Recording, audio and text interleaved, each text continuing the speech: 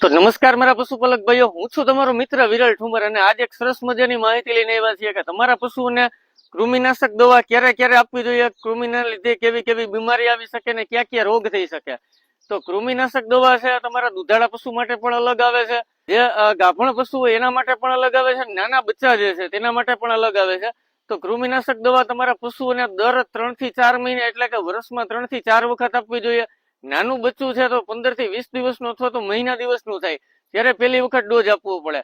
તો આ કૃમિનાશક દવા છે તમારા નજીકના પશુ દવાખાના અથવા તો પશુ ડોક્ટરની સલાહ લઈને જ આપવું જોઈએ. ચોમાસા પહેલા તો કૃમિનાશક દવા ખૂબ જ જરૂરી છે.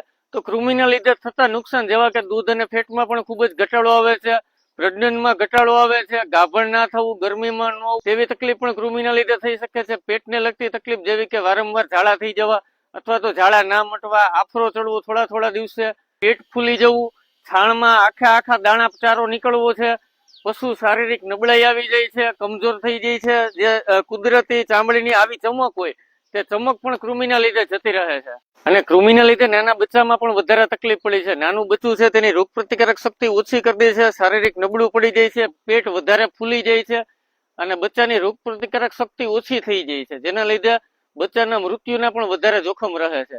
અને તમારા પશુને જે તમે ખોરાક આપો છો કે સારું ખાણદાણ આપો છો તેમાંથી મોટા ભાગનું પોષણ છે તે કૃમિ ખાઈ જાય છે અને તમારા પશુને પોષણ મળવા દેતું નથી. અને પોષણ ના મળવાને લીધે પશુઓમાં શારીરિક નબળાઈ અથવા તો કમજોરી આવે છે. તો મોટા પશુઓમાં દર 3 થી 4 મહિને અને નાના પશુઓ છે તેમાં 15 થી 20 દિવસે અથવા તો મહિના દિવસે પહેલી વખત ડોઝ આપવો જોઈએ. અને કૃમિનાશક દવા છે તે તમારા પશુ ડોક્ટરની સલાહ લઈને જ આપવી જોઈએ. આ વિડીયો તમારા દરેક પશુપાલક ભાઈઓ સુધી પહોંચાડી દો, જેથી કરીને દરેક પશુપાલક ભાઈઓ સુધી આ માહિતી આપણે પહોંચાડી શકીએ.